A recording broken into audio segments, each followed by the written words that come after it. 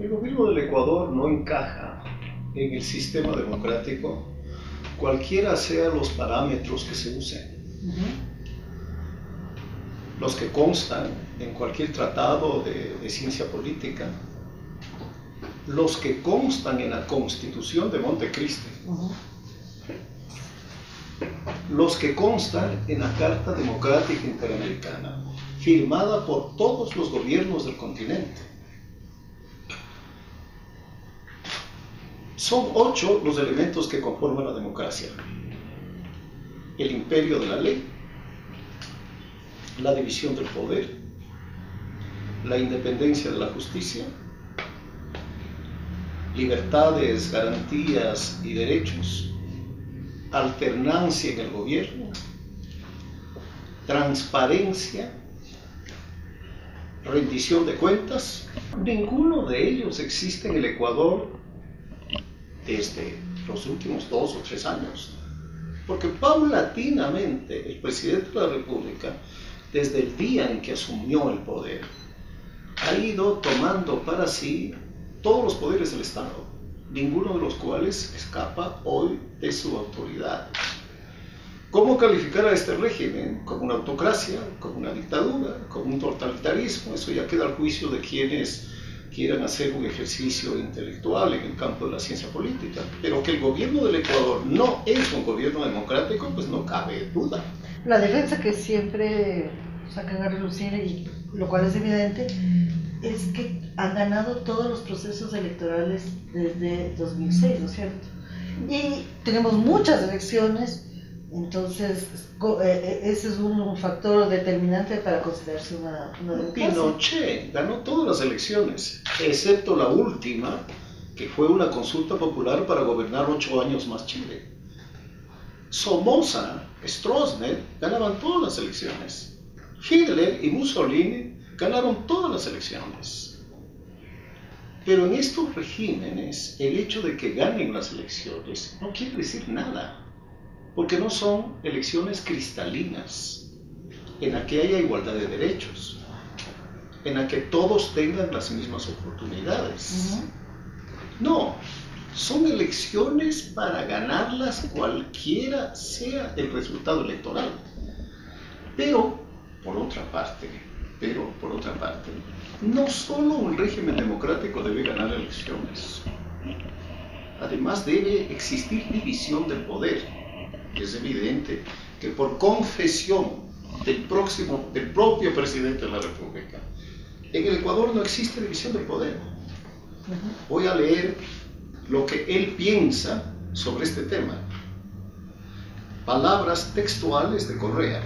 Porque el presidente de la República, escúcheme bien, no es solo el jefe del Poder Ejecutivo, es jefe de todo el Estado ecuatoriano, y el Estado ecuatoriano es Poder Ejecutivo, Legislativo, Judicial, Electoral, Transparencia y Control Social, Superintendencias, Procuraduría, Contraloría. Todo eso es el Estado ecuatoriano.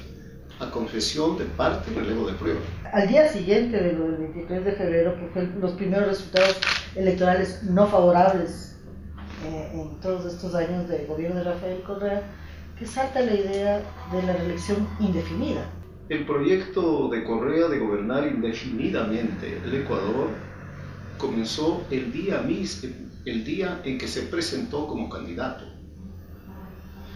Porque la esencia de los regímenes de esta naturaleza es la presidencia vitalicia.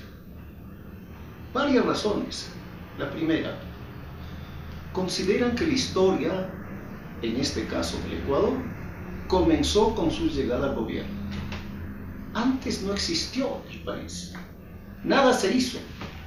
Todo era oscuro, negativo, un fracaso absoluto. En cuanto llegan estos seres iluminados, y Correa es uno de ellos, nace el país, nace la nación, nace el Estado. Bien, pero la construcción de un Estado es un proceso de muchos años. 7 años no son suficientes, 10 tampoco, 15 no, ni 30, ni 40. Alguna vez dije que Correa querrá ser presidente del Ecuador hasta cuando esté decrépito, calvo y con bastón. Porque así fue Pinochet.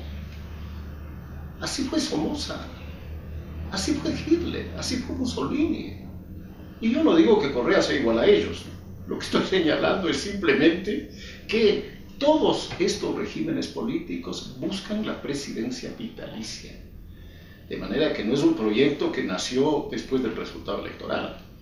Recordemos que desde mucho antes del 23 de febrero, Correa expresó su intención de gobernar el Ecuador por varios periodos. Constan múltiples declaraciones de él en ese sentido. Claro que vendrá a decirme que también ha dicho que no quiere ser presidente.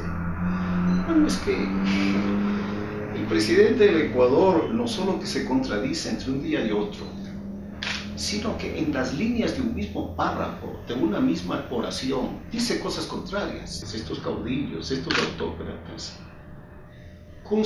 se consideran llamados por la divina providencia para gobernar para siempre. Todos los procesos electorales realizados durante el gobierno de Correa han sido ilegales.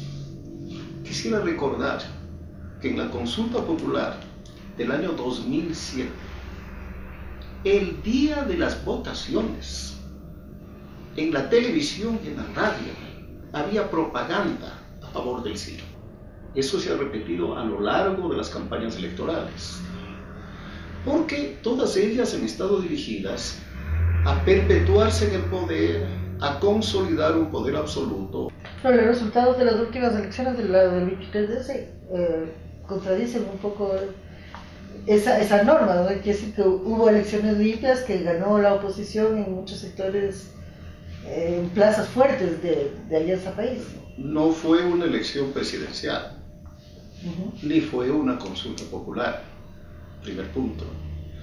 Segundo, es cierto que, para sorpresa mía, el pueblo ecuatoriano finalmente dijo basta, porque el triunfo fue aplastante.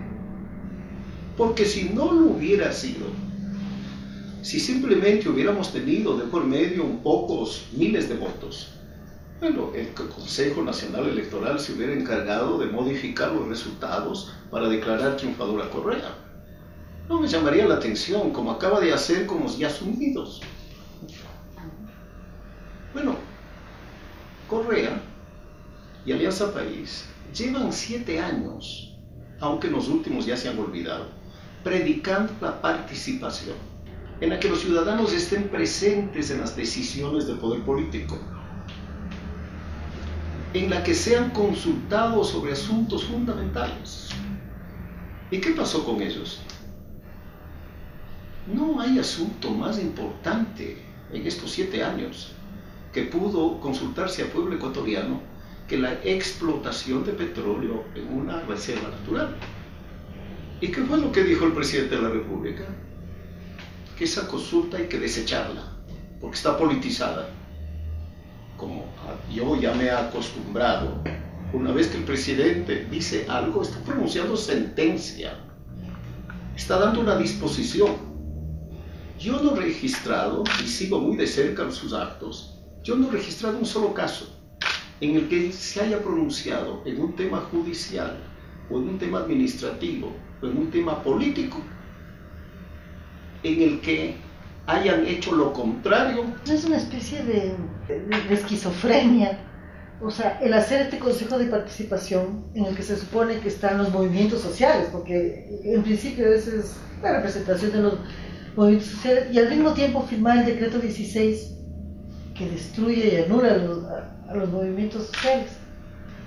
O sea, es una esquizofrenia política del gobierno. El Consejo de Participación Social no está el movimiento indígena, no están las centrales sindicales para hablar de las organizaciones sociales. No se ha reunido un congreso de las organizaciones de la sociedad civil para designar un representante. No. Han recibido un papelito desde la Presidencia de la República diciendo a quién deben designar. Porque todos son miembros del gobierno. El caso del diputado Jiménez, o asambleísta Jiménez, es paradigmático. El diputado Jiménez presenta una denuncia en la que pide que se investigue al presidente de la República por los sucesos del 30 de septiembre. El juez debía tramitarla. No, la rechaza sumariamente, sin que exista un proceso judicial, y la declara falsa y temeraria. Otra jueza se vale de esa declaratoria e inicia un juicio penal contra Jiménez. No se respeta su dignidad de representante nacional. Esto es su inmunidad parlamentaria. Y se lo condena. La Comisión Interamericana de Derechos Humanos dicta medidas cautelares, no se acatan. Se incursiona en su oficina y en la de su asesor Villavicencio, violando domicilio. Disque para encontrar las pruebas de su conspiración. Cuénteme usted, luego de varios meses, 3 o 4, se ha iniciado un juicio contra Jiménez y Villavicencio como consecuencia de los documentos gravísimos que dijo Correa había encontrado.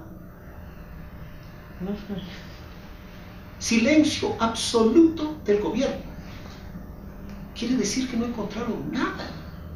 Quiere decir que Jiménez es inocente, que Villavicencio es inocente, que son perseguidos políticos, como lo fue el asambleísta Lara, porque el presidente ha conseguido objetivos muy importantes.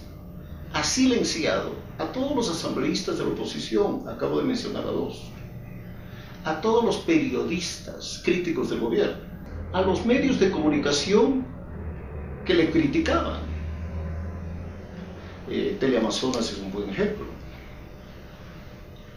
Porque un régimen de esta naturaleza no puede convivir con la democracia, no puede convivir con la discrepancia, no puede convivir con el pluralismo, no puede convivir con oposición. Esa estabilidad de la que él pregonó tanto en el extranjero, ¿no es cierto? Y que, bueno, es un hecho que no se puede negar. ¿Qué tanto está sostenida por el precio del petróleo? Pero todos los dictadores son inestables. La estabilidad es algo mucho más profunda.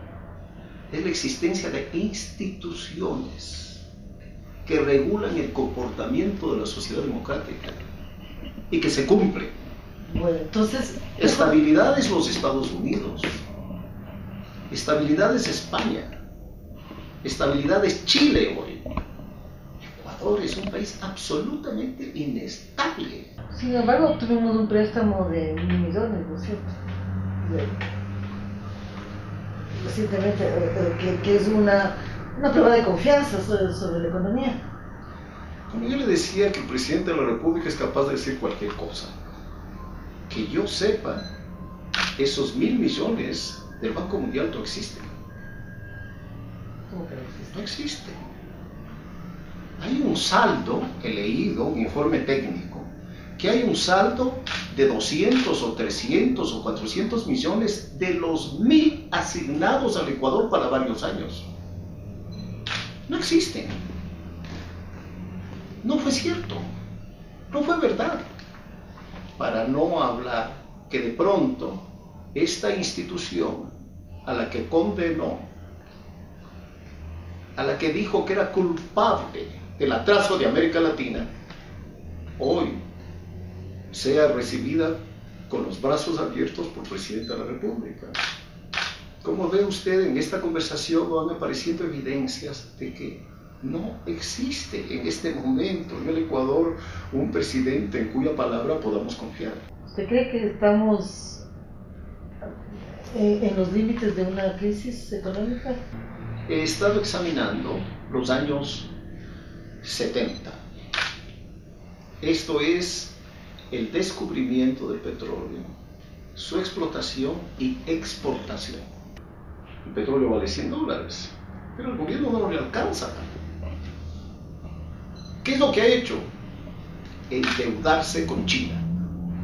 Y como al parecer ese país, que es un país que siempre ha estado habitado y gobernado por sabios, ha llegado a la conclusión de que no puede aumentar su exposición financiera en el Ecuador, él está buscando en el Banco Mundial. Y no le queda más remedio a Correa que tragarse todo lo que dijo el Banco Mundial. Y está buscando en la banca internacional. Uno de los ministros ha dicho que están estudiando la posibilidad de lanzar una emisión de bonos para colocarlo en la banca internacional, en los inversionistas extranjeros, ¿no? Luego de haber abominado de la deuda externa, luego de haber creado una comisión para que examine el daño que había hecho al Ecuador la deuda externa, ¿no? Yo quisiera que por favor, que en la entrevista se haga constar una pregunta al presidente de la República. ¿Por qué los contratos de deuda con China son secretos? Eso no ha sucedido jamás en la historia del Ecuador. Secretos. Es que algo tiene que ocultar. Para usted, Rafael Correa, ¿es de izquierda o de derecha? Yo pienso que esencialmente es un hombre de izquierda en materia económica y en materia social. Pero es un hombre de la izquierda de mediados del siglo XX, que es una izquierda a la fecha conservadora, hasta reaccionaria, ¿no? Porque las ideas políticas y las ideas económicas de esa izquierda ya no existen en el mundo moderno. Digo que es capaz de decir cualquier cosa, porque él ha dicho que él no está seguro que la presencia de las mujeres en la vida democrática del Ecuador ha servido para mejorar la democracia. Y ha añadido, lo que sí está seguro es que han servido para mejorar la farra. Este es el presidente que el Ecuador tiene. Y no hay una sola mujer de Alianza País que proteste. Eso no hace ninguna sociedad, ningún presidente de una sociedad moderna. Usted ha sido muchas veces víctima, digamos, de los insultos y de todas estas cuestiones, de las sabatinas que ya estamos acostumbrados, pero ¿le han perseguido de alguna otra manera? No. Hasta ahora, exclusivamente insultos. ¿Cómo pueden perseguirme a mí? Yo pago mis impuestos no desde que Correa llegó al gobierno, de toda la vida. He pagado religiosa y justamente mis impuestos. Y habrá él visto que mi patrimonio, luego de 55 años de trabajo, 55 años de trabajo, es equivalente al que ha hecho Correa en 8 años de político. Sí, es equivalente. Y creo que el patrimonio de él es mayor que el mío.